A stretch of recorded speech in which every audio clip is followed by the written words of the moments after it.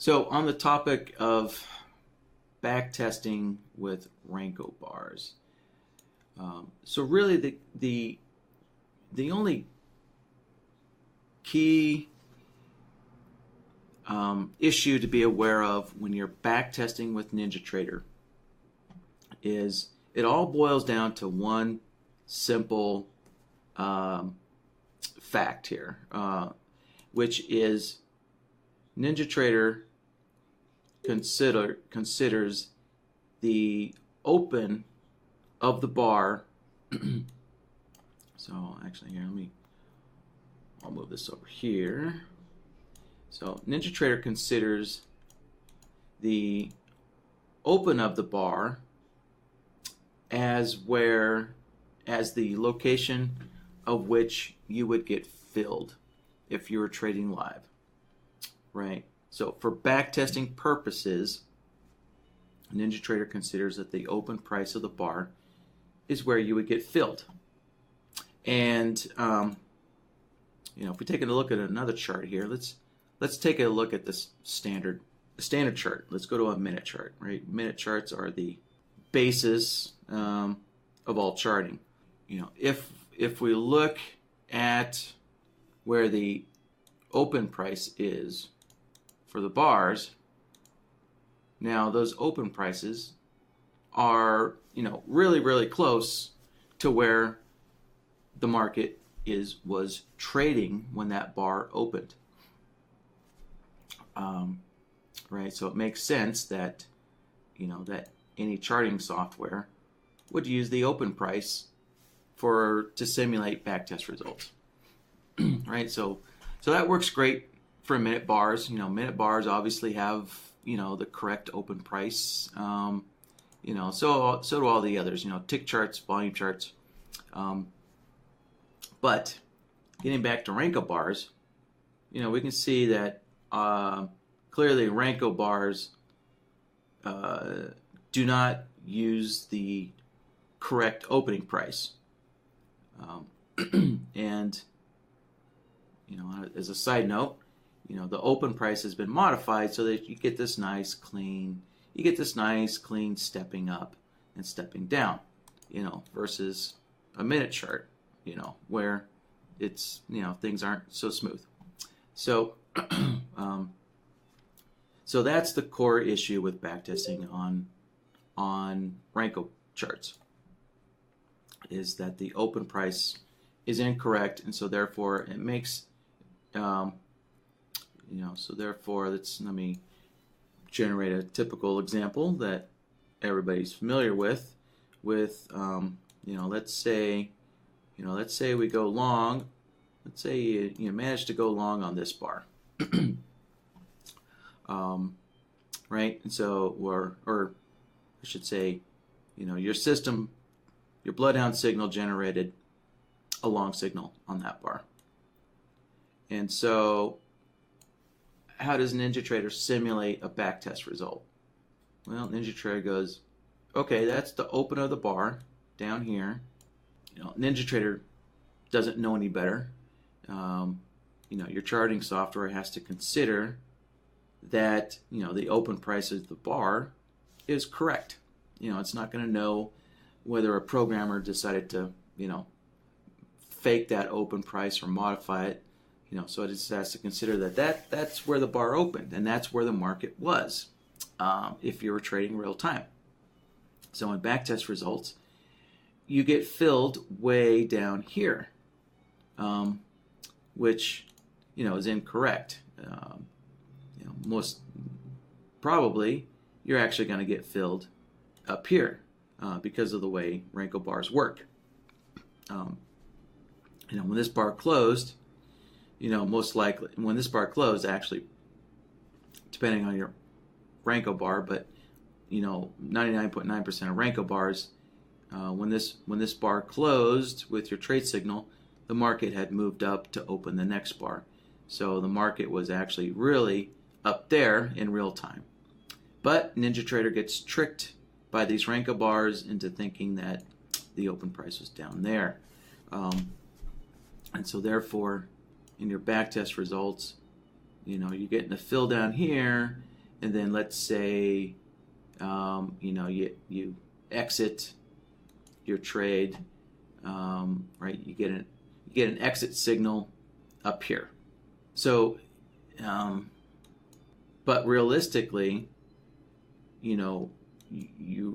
realistically, if this signal was traded live, you're really going to get filled up there and then exited up there. So you can see, right, there's this huge difference between the two opening prices, and that's what skews your backtest results. So how do we overcome this issue? That's really what the key of the question is what are the various ways that we can overcome this skewed backtest results? How do we actually get a more accurate fill up here on Renko bars instead of down there? So so the one, let's see, I'm using Unirenkos, so I have Unirenkos on my chart right now, just to So with most Renko bars, you just won't ever be able to get really accurate results. The best that you can do is really, so if you wanted to backtest on a Unirenko chart, the best that you could do is you go into your strategy. So let's take a look at BlackBird. And you can modify the slippage. That's really what this slippage is all about. And the way you would calculate the slippage to use is you calculate the length of this bar. So let's see, these bars are 8 ticks long. Actually, no, sorry. Oh, the reversal bars are 8 ticks long. Interesting. However, a standard continuation bar is 6 ticks long. So it's a little bit of a problem here for the Unirenko. Right. So a continuation bar has a body length of 6 ticks, but these reversal bars have a length of 8 ticks. So I don't know, you're gonna have to make a personal decision, but simply put, what you want to do is take the length of the body, and so whatever the length of the body of the bar is, that's what you put in for your slippage. So you would want to put in at least 6 ticks in here for your slippage, because the minimum body size is at least 6 ticks for your slippage. Yeah, so that's one way of doing it. Another way of doing it is there are some custom fill types out there. So I don't have any direct experience with a custom fill type, but let's see, let's add another strategy here. So let me throw a Raven on here. So there we go. So we can see that NinjaTrader comes with 2 different fill types, liberal and default here. And some other people have been able to write a custom fill type for Renko bars, for particular Renko bars.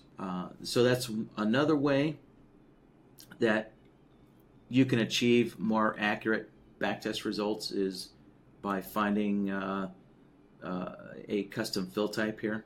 So NinjaTrader does not provide any technical support for this fill type. This is an undocumented feature, so they don't provide support. But some smart programmers out there have figured out how this fill type code works, and have written some custom ones for particular Renko bars.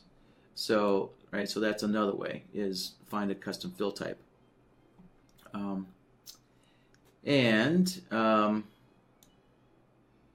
Let's see, another way is to find a Renko bar that doesn't modify the open price.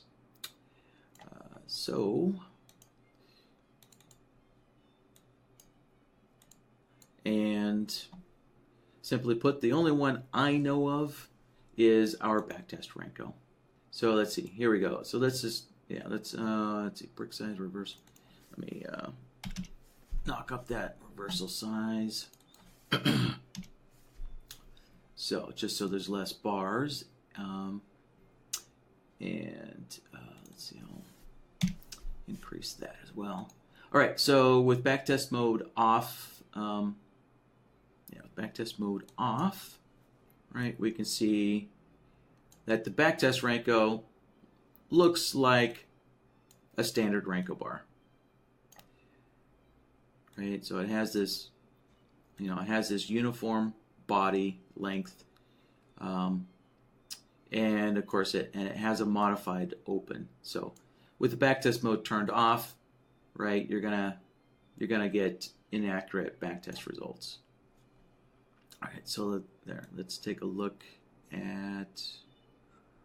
All right, so with all my little chart markers in place, right, that's with backtest mode off. And now if we turn backtest mode on, and we scroll back, now we can see that the open has been changed by 1 tick here, right? I actually didn't have very long. I didn't have a very long body size, so that's why it only changed a little bit. So actually, let me make this more dramatic here. Let's put a big long body size on this.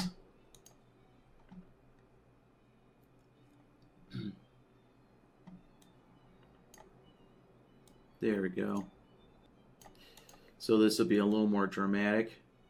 So here's a Renko bar with a nice long body size of 8 bars there. And let's turn backtest mode back on.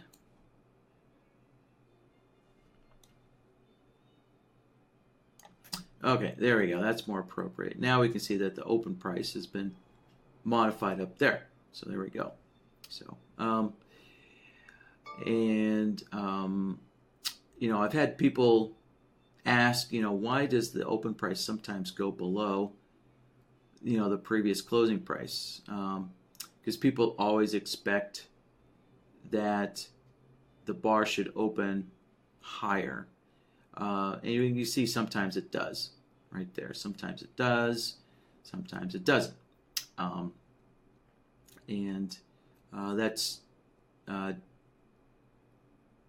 That's because of the way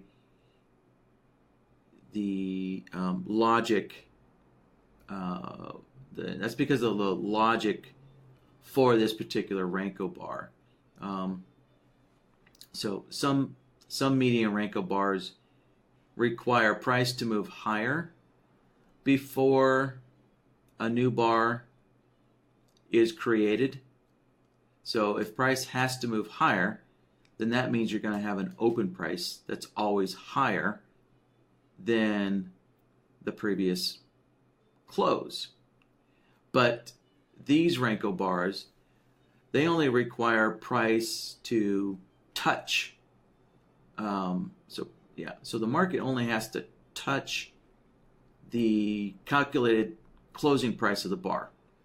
So as soon as that bar has been touched, that bar will close as soon as price either prints higher or when price prints lower, right? So what that does is that it keeps the volume. So the volume that, let me scale this up a little bit here. So all the volume that took place at this particular price, at the tip of the arrow, all that volume goes into this bar instead of going into the next bar, right? So as long as price keeps printing, as long as the market keeps trading on this closing price, which is 57.18, as long as the market keeps trading on 57.18, this price, all that volume goes into this bar. And as soon as the market trades higher or trades lower, then the next bar opens. So let's skip down here. So all the trades that took place at 57.14, all that volume that traded at 57.14 went into this bar. And then we can see that the market traded one tick higher and it opened the next bar. And then once price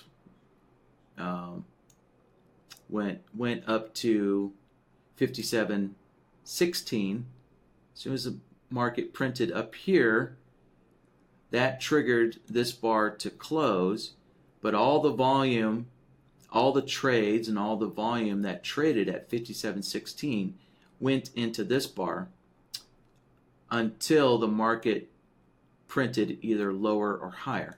And we can see here the market traded one tick lower, and then it opened this bar. So that's why sometimes these backtest Renkos, sometimes the open will be lower, and sometimes the open will be higher. So I guess, essentially that's really just covers the key necessity to get as accurate as possible, backtesting on Renko bars. So, really, so bottom line is you just need a Renko bar or some other way of getting a more accurate open price. So again, just to kind of repeat myself, another way that you could achieve, another way that you could, let's see here. Let me back this out again. Turn backtest mode off. All right. So if you're using a classic median Renko bar, then your only real solution to counteract, right, this fake open price when you're backtesting. The only way to kind of counteract that is you can apply slippage or find a custom fill type that will basically the custom fill type will, let's see, no, it doesn't modify the slippage. It actually, I think the custom fill type replaces the replaces the open price of the bar. Let's see what I had one more. Shoot, there was something else that I wanted to mention. Oh yes, okay, yes. I just remembered the other thing I wanted to mention here. So let me put the backtest, turn the backtest mode back on. All right. So you've got let's say you've got a Renko bar that appears to be backtestable, like this. And basically what I'm going to say also applies to minute bars. So the one issue, the issue with all backtesting, no matter what bar type you're using, there's an issue that plagues all backtesting, no matter what bar type you're using. And that issue is that when the bar opens, when the next bar opens, So well, let's go back over here, right? So we got our trade signal there, and then NinjaTrader goes, okay, so we got filled at the open price here. Now,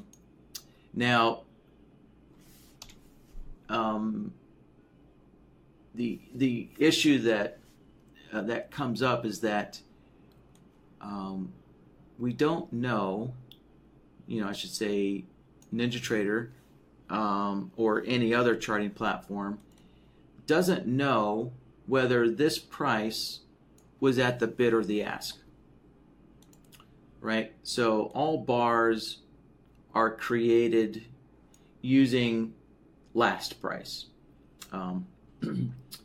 right? So let's pull up a Super Dom here. Oh, that's right. For some reason, that's weird. Using Ninja's kinetic data feed, the DOMs never work using Ninja's kinetic data feed. So bizarre. Well, all right. So I can't pull up. Oh, here we go. I can pull up time and sales.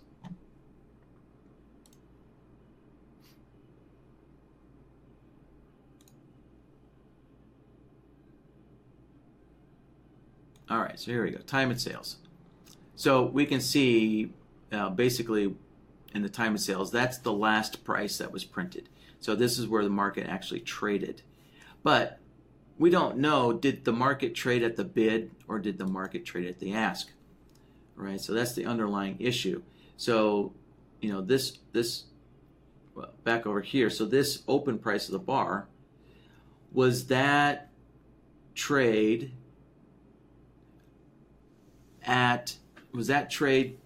taken at the ask or was it taken at the bid? So now if the open price of this bar, 57.19, if that was the ask price, then you're getting an accurate fill price. But when this bar opened, if 57.19 was at the bid, then that would not be an accurate fill. Assuming you're using market orders. So if you're using a limit order, then you're going to get accurate backtest results.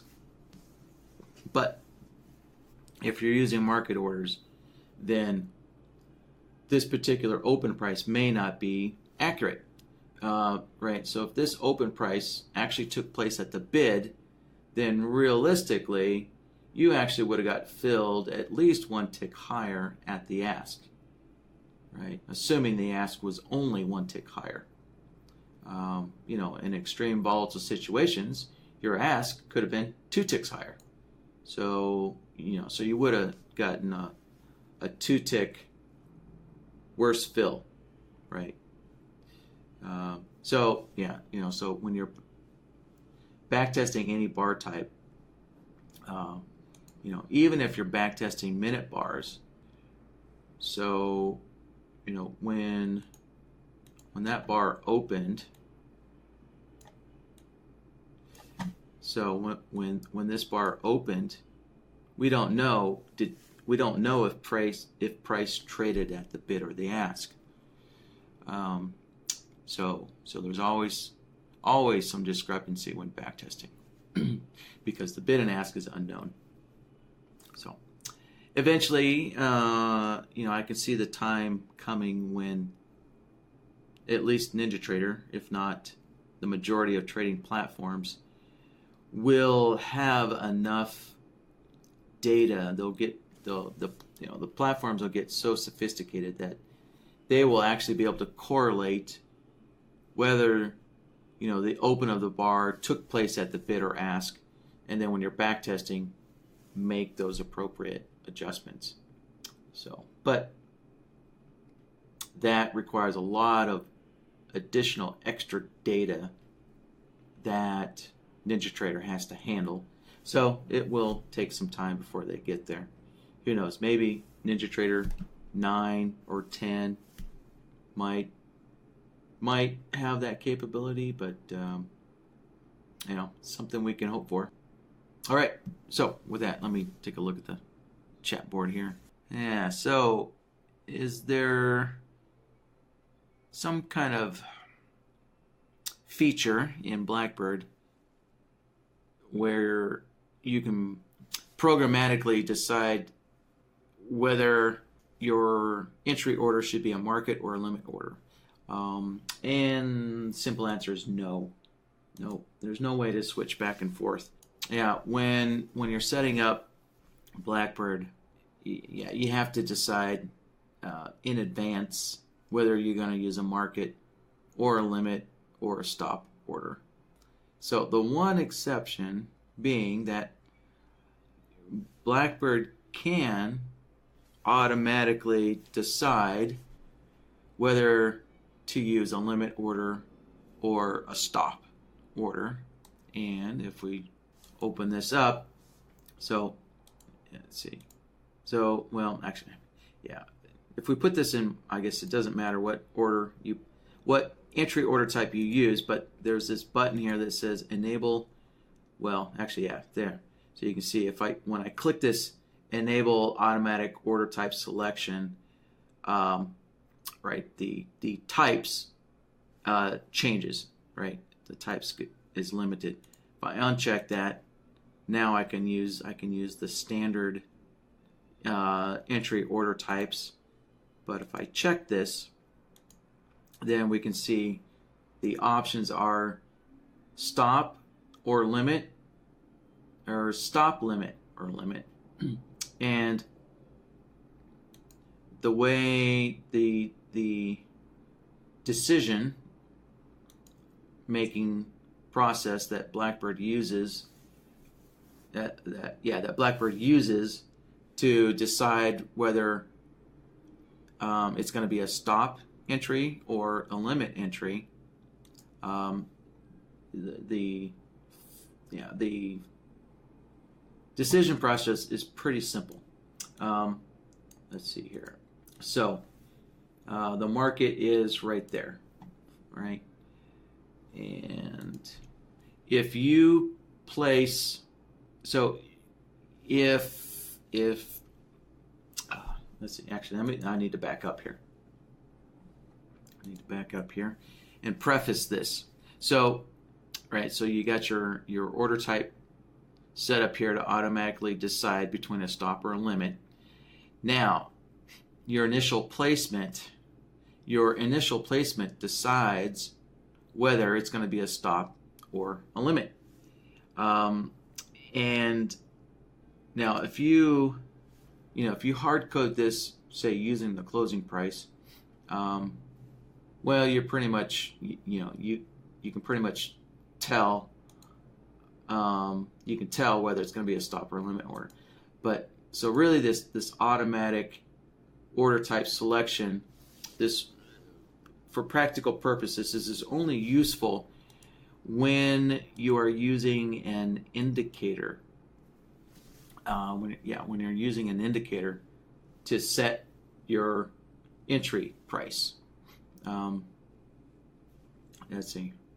I can't think of any indicators out here. Yeah, I don't think I have any indicators that really set your entry price at all. But I guess I could, I could use this super trend as a kind of an example. It's a poor example, but I could use the super trend as an example. So let's put that in there. All right, there we go. That took a little bit. So, and before I go further, let me throw that on the chart here as well. Oh, actually, you know what? I just thought of a better example here. So, let me set my chart up here.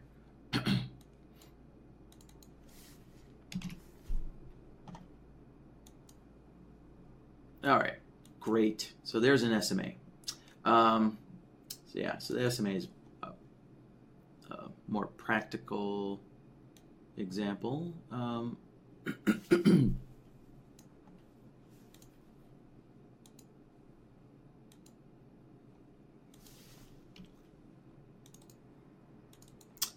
right, so we'll set this to an SMA 20.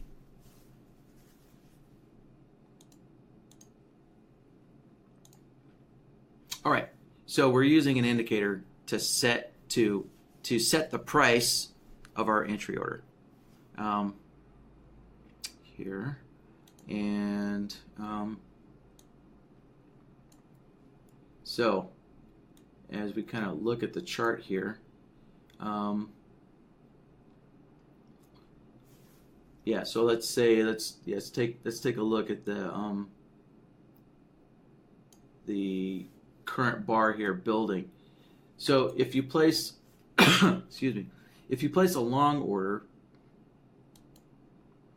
right, it's going to become a market. I'm sorry, it's going to become a limit order, right? So if it's a long order, it turns into a limit order, right? So price has to pull back and fill that limit order. Now, if you decide to go short here, so if you're going short, well, this becomes a stop entry order, right? So price has to come down. To go short, price has to come down and hit your stop entry. So yeah, so there you go. There's a more practical example of using the automatic order type selection there. All right, let me take a look at the chat board here. Yeah, let's see. So Frank, thinking about your question here, is there a way BlackBird can decide whether to use a market or limit order? Well, even if you're writing your own kind of custom code, say you're writing your own custom strategy, you still have to have a decision-making formula that decides whether you're going to use a market or a limit order. And so, so since you're going to know ahead of time, right, since you've got a set of rules that tells you ahead of time whether to use a market or limit order, we could apply that. We could apply that to BlackBird as well. So let's see. Let's set this up to be a market order, and then let's set order B as a limit order. So what we could do is, use the placement trigger here. Yeah, this is something interesting. I haven't tested this, but in theory, this should work. So we could set the market order to a bloodhound signal. So you could use your bloodhound signals. You could use your bloodhound logic template to decide whether you're going to submit a market order or a limit order. So I'm trying to see if I can come up with an example. Let's see here. Actually, let's set up our trade signals first. So I'm gonna have to take a moment here to kind of hunt through all my bloodhound templates and see if I can find one that would work well for this example. Oh, great. Yes.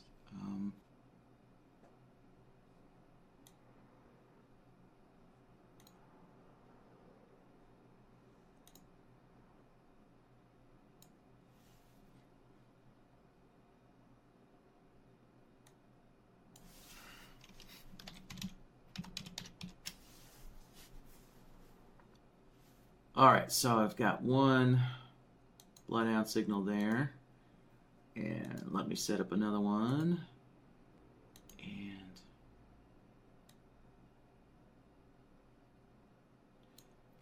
let's see, yeah, let me just use a crossover signal here.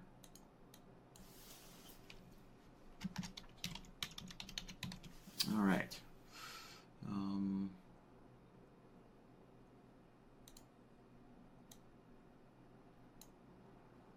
Okay, so give me a moment here, and I'm going to do a bunch of setup here. Let's see.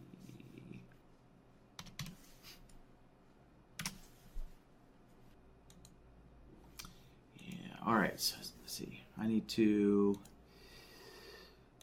put these moving averages on here. So let's see, SMA 10, EMA 35. And let's see, I also need the MACD on here.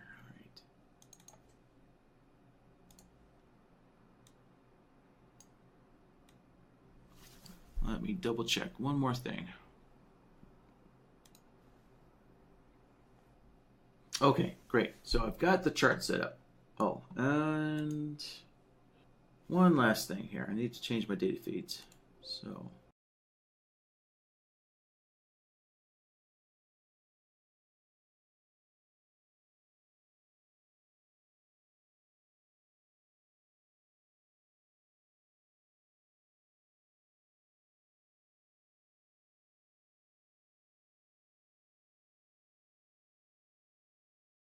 I guess, yeah, let me repeat here what I've been saying. I'm not sure how long my microphone's been turned off. I guess it's been turned off for a while. So let me kind of back up here. So, all right, so what I was doing is basically I was just getting the chart set up with the indicators on it so we can see the crossover. We can see the MACD. So the MACD will tell us whether we're going to get long signals or short signals.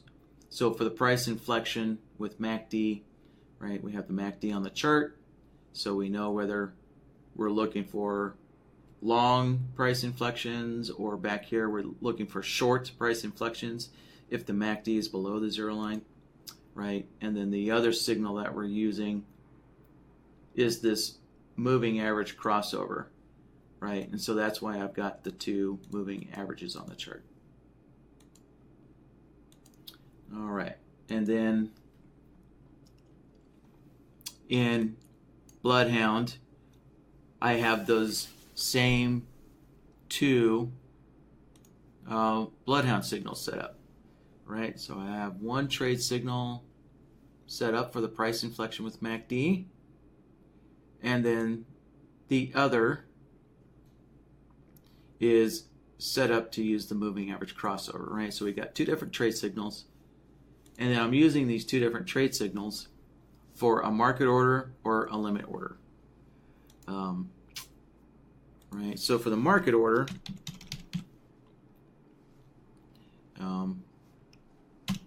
so yeah, let's just put market in there. So the market order is going to be placed, the market order is going to be placed with the price inflection signals, right? So the Bloodhound price inflection signals are going to place the market orders. So, and then the crossover signals, those will place the limit orders. So there we go. We'll just call it limit crossover. All right, so let's finish setting that up. So we need to set up the placement trigger here. So we're going to use a Bloodhound signal. And let's see, let's select our Bloodhound template and then select the logic template. There we go, it's the moving average crossover. All right, and again, we want this, the signal trigger mode. We want to just leave it signal in same direction. Right, so signal in same direction. Essentially, what that does is that, right, it matches this Bloodhound signal with this bloodhound signal, right? With the trade signal, right? So we have the trade signal, and then we have the placement trigger for the limit order using the same bloodhound signal. Right. Okay, so with that, we should, and let me just place a profit target.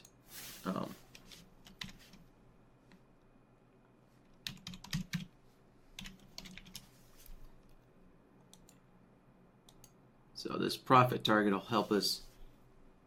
It'll help us visualize whether was it a market entry that was placed or was it a limit order that was placed. And I'll just use a name here to tell us. All right, so with that, we should be good to go. Okay, so let's turn the auto trading on.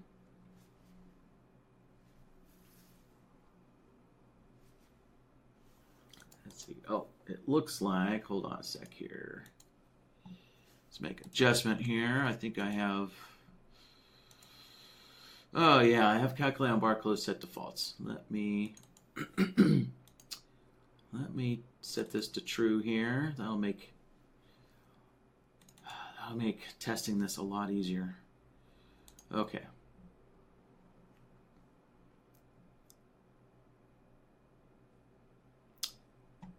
All right, great. So let's see here. Let me fire off another signal. Oh, darn, missed it. All right, so we got a market. Yeah, the MACD crossed below the zero line, so we got a market order. All right, so I'm going to pull the market down. Let's see. Oh, bingo! There's a sell limit order, and of course, so we did actually get. We've got two orders on at the same time, so that might be undesirable. Yeah.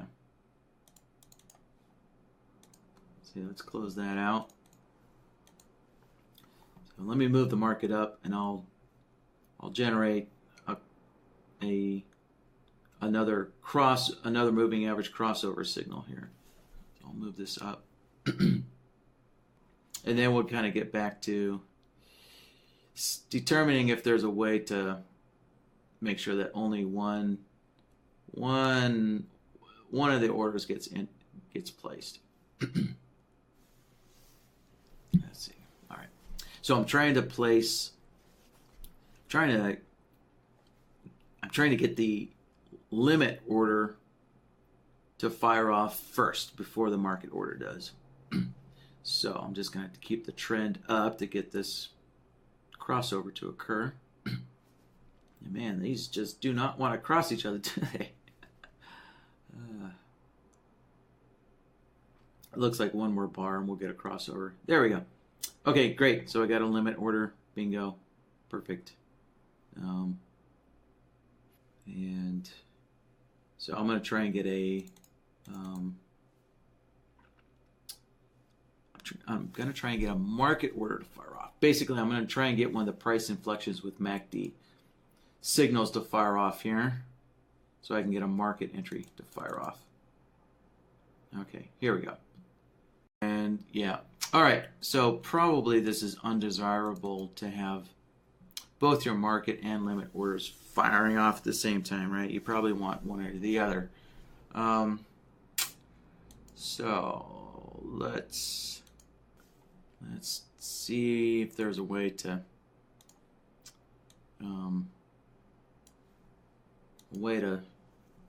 prevent both orders firing off. Let's see here.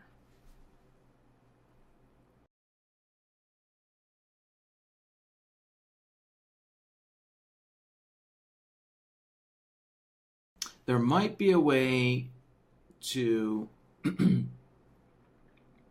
remove the limit order. But there's no way to prevent the market order from firing off if the limit order is already open.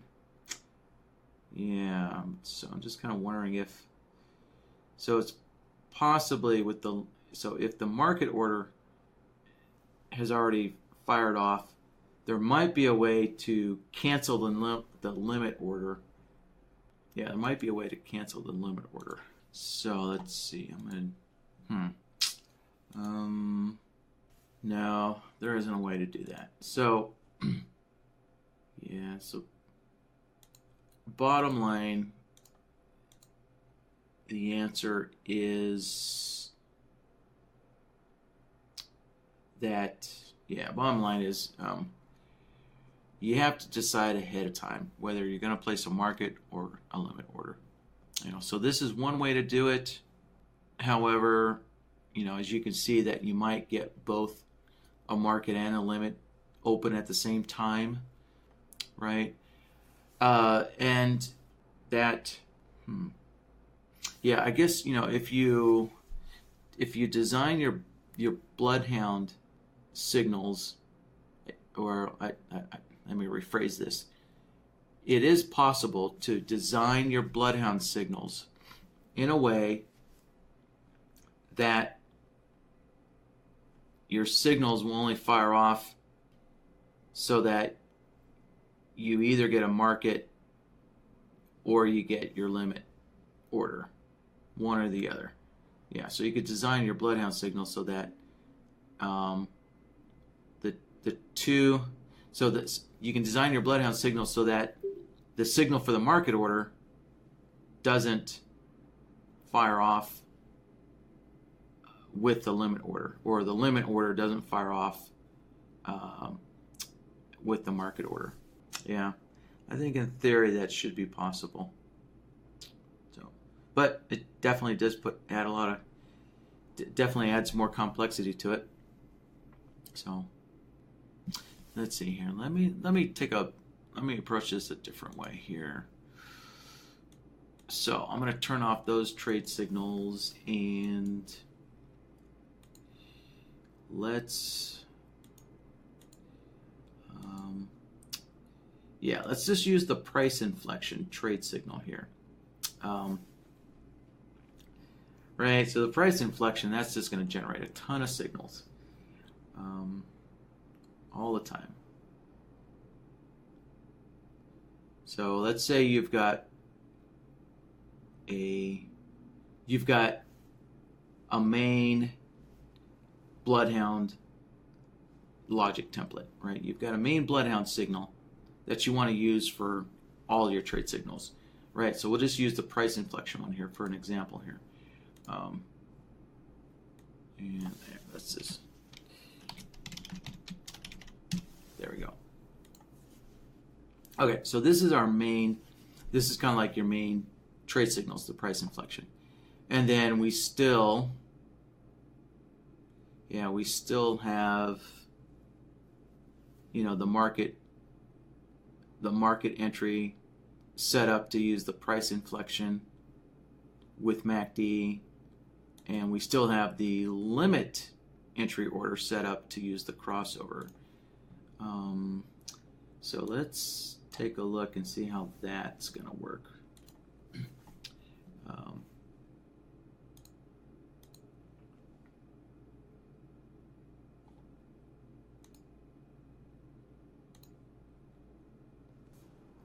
Let's see. So the MACD is above the 0 line, so we can only take long market orders.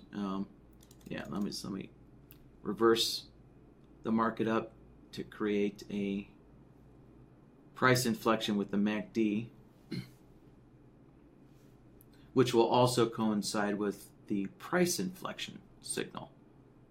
And oh, there we go. There's our signal. Let's see. So we have a long pending. We have a long pending. Hold on a sec. Let me refresh the chart here.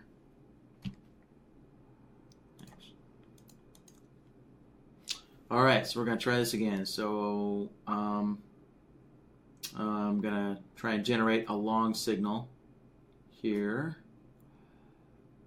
and it gave me a short signal. What?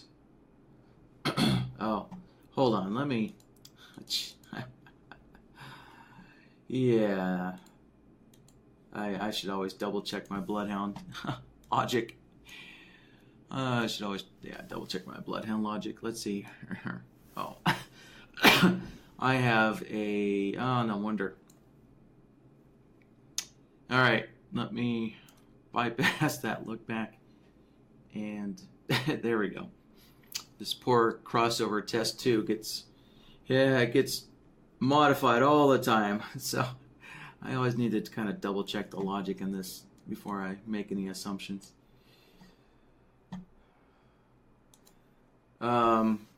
All right, so let me refresh the chart again. There, no wonder things weren't working as expected.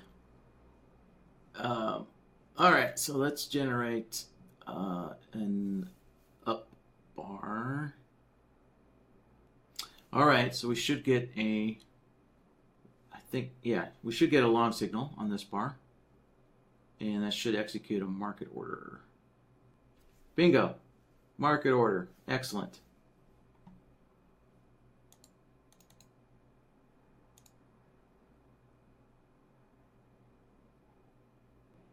All right, so let's see. What I'm going to do next is I want to test the moving average crossover signal.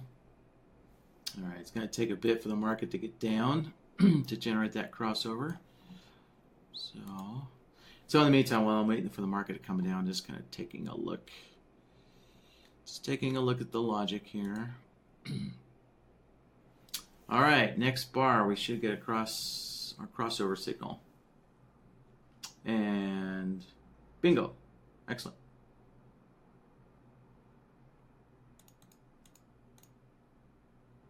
All right, and looks like the, interesting, so.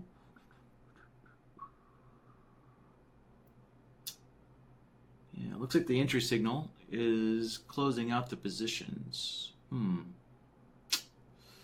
I'll have to take a look at that and see if that's something practical. All right. In any case, let's take a little summary look at this again.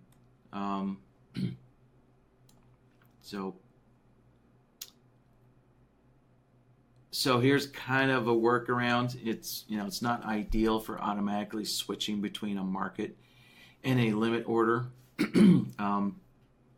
but it is a workaround. So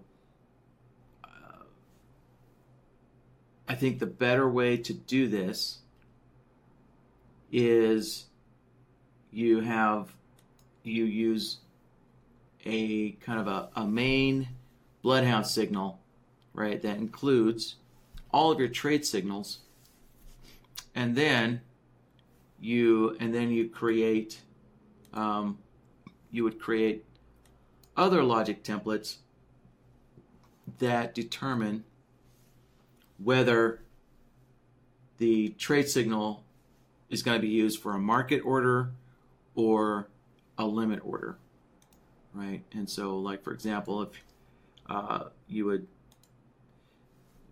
so in this example, I'm using the price inflection with MACD to decide whether the unfiltered price inflection signal, right? So I've got like a filtered price inflection silver. If price inflection signal, boy, tongue twister. So I have a price inflection signal, right? A filtered one that determines whether it's a market order, right? So it's a filtered one of the, right? So this price inflection signal is, it's kind of the, it just includes all the signals, right? It's unfiltered. It's just all the trade signals. And then for the limit orders, right? Essentially, what you would want to use is, you'd want to use another. You would want to create a trade signal for your limit entries. So this trade signal here would also be like a subset of your price inflection signal. And so, for example, I'm just using the moving average crossover. Although this moving average crossover, this definitely is not a subset of the price inflection. It is possible that the crossover signal might occur, but there may not be a price inflection signal. So the two signals actually may not sync up with each other. So this is kind of a bad example. This logic template, this signal for the lot, so this moving average crossover, the signals coming out of this should be a subset of the price inflection signals. That would be a better example. Yeah, I've only got the two price inflection signals here, so I don't actually have a good example, but I think this kind of illustrates the point I'm trying to make. Yeah. All right, guys. Have a good weekend. All right, so rest up. We'll see you guys later. Bye-bye.